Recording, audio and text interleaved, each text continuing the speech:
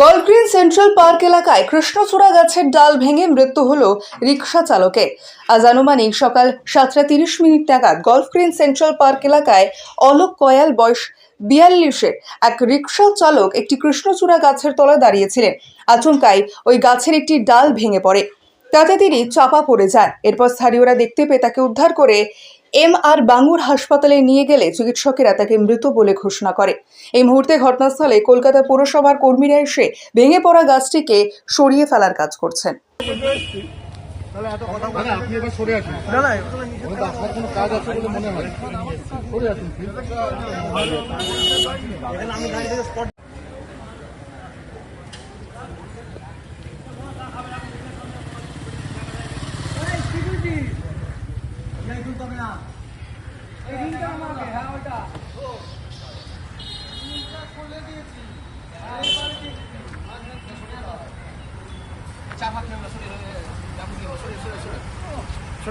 ছবিটা করতে দেখি দাদা, একটু আমরা সব পিছিয়ে আছি।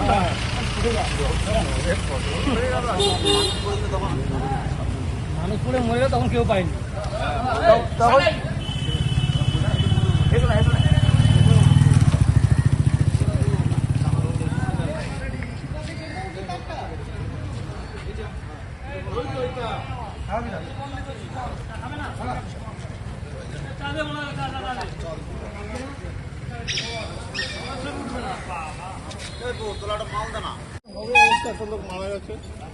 মারা গেছে, সে তো আমি জানি।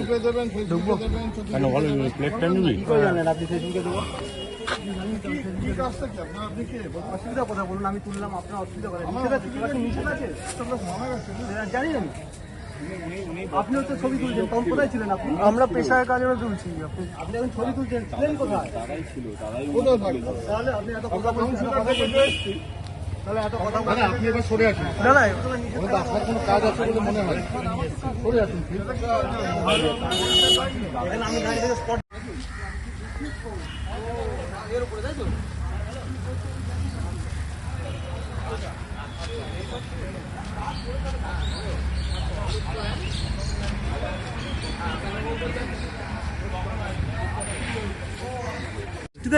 বৃষ্টিতে গাছের মাথায় রিক্সাওয়ালা বসেছিল, ডাল ভেঙে মাথার উপর পড়েছে, পড়ে অসুস্থ হয়েছিল, ইনজিওর হয়ে গেছিল, ওনাকে ধরে হসপিটালে নিয়ে যাওয়া হয়েছিল। যেতে যেতে হসপিটালে গিয়ে মারা গেছে। রিক্সাওয়ালা কি এখানকার স্থানীয়? ক্যানিং এ, হ্যাঁ, মারা গেছে। কি নাম ওনার? অলোক কয়াল। আপনি সেই সময় ছিলেন? ক্যানিং বাড়ি, হ্যাঁ, আমি এখানে দাঁড়িয়ে।